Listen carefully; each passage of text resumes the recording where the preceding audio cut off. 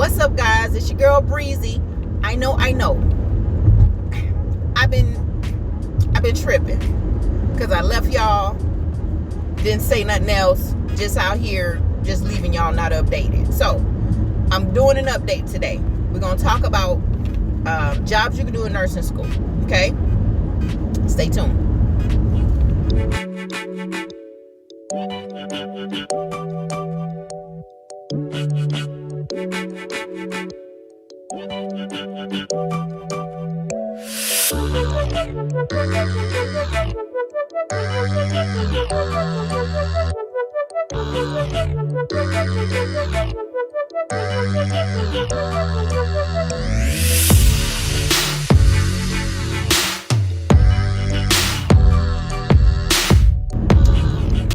Alright, y'all, as you can see, the background is moving. I'm in the car, I'm en route. It's hands-free, so I'm safe. Okay, don't message me about that.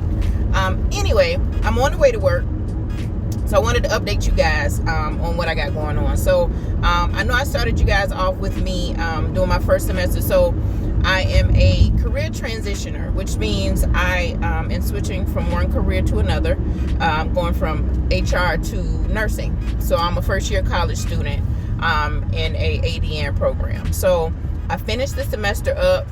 Boy, oh boy, that first semester ain't no joke. And we're going to talk about that, but not in this video. Anyway, finish up the first semester. I didn't really work the first semester just because I didn't really know what to expect. And, I'm not just doing school, but I'm a parent and I have all these other hats that I wear because I'm not a traditional student, right? I don't live at home with my mom and dad or anything like that. No shade if you do, but that's just not my reality. So I have a whole lot of things going on in addition to being a nursing student. So I didn't work. So once I finished the semester, got close to finishing the semester, I knew I needed to find a way to make some money. We're out during the summertime, so this was going to be a perfect way for me to find something to work and hopefully be able to work it some while I'm in classes. So a couple of positions that you can do that's not nursing, CNAs, I know y'all probably heard of these, right? CNAs, PCTs, patient care aid, all that kind of stuff. Those are clinical assistant jobs, basically. But it's interesting because it was very challenging to find those type of jobs because all of them wanted you to have work experience as a PCT or a CNA, or they wanted you to have a certification for a PCT or a CNA. And so the thought of me taking more classes for a certificate, and I'm on break from nursing classes, I was like, nah, I ain't gonna be able to do that.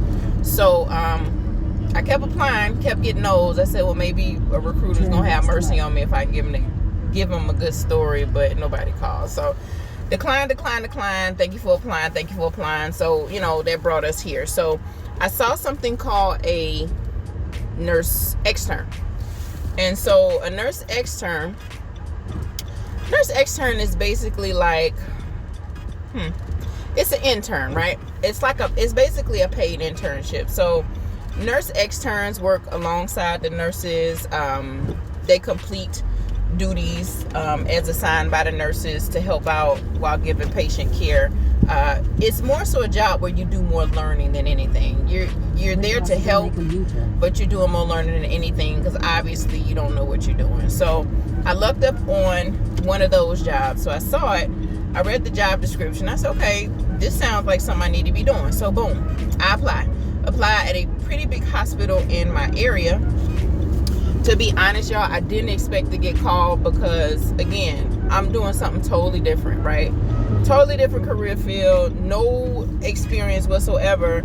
And remember, COVID, so we didn't even have we didn't have the ability to even go into the hospital to get some clinical hands-on experience.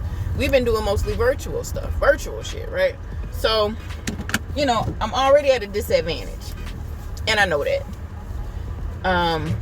And I know they're going to make us pay this next semester coming up because of the stuff we missed. But anyway, So I knew I was at a disadvantage. I don't have any clinical experience. So when I'm applying for these roles and they're like, yeah, you know, we want you to have 2 full clinical rotations, basically 2 semesters where you've done clinicals.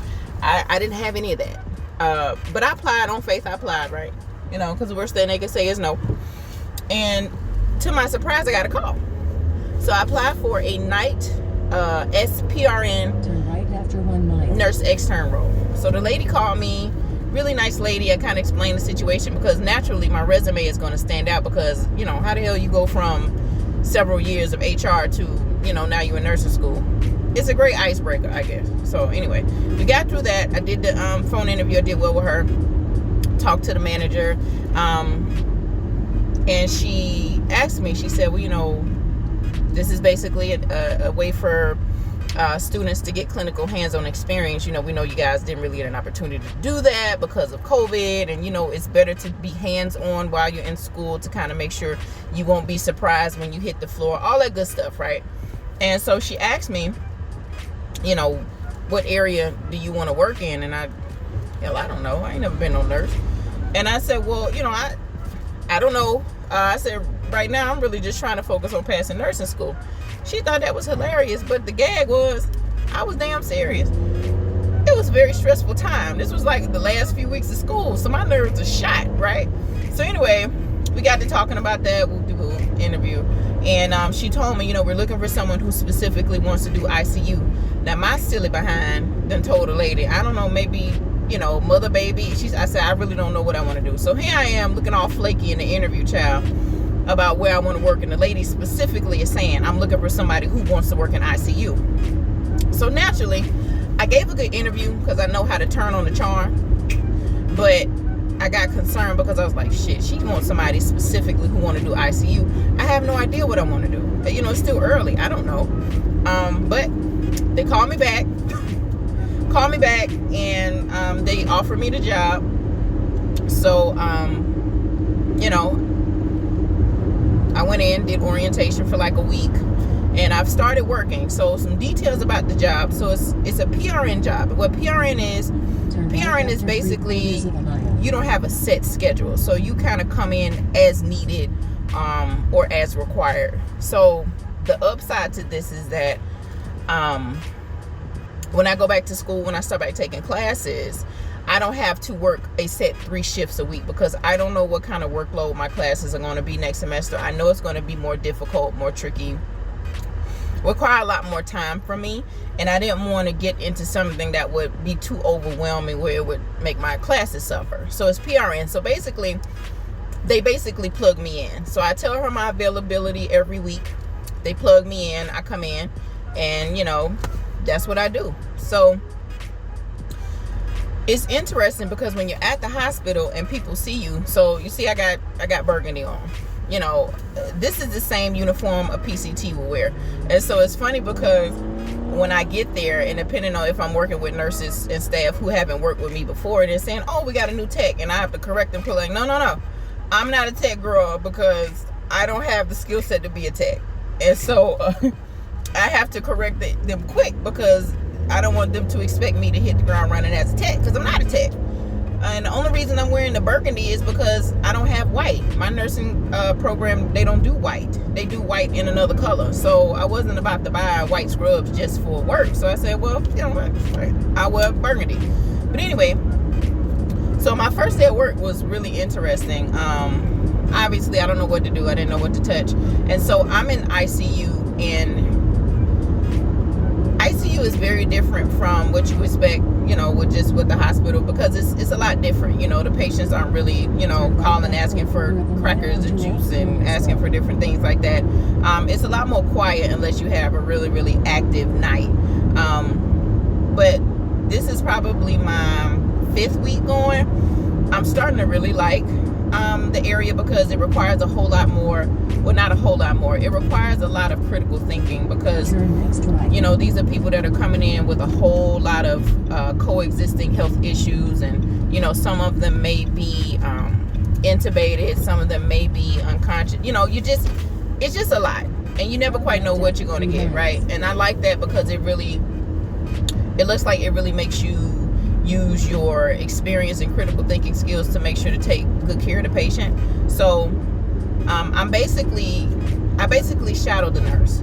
And so as she's going into patient rooms, whatever help she needs, whether it be turning a patient, helping move a patient,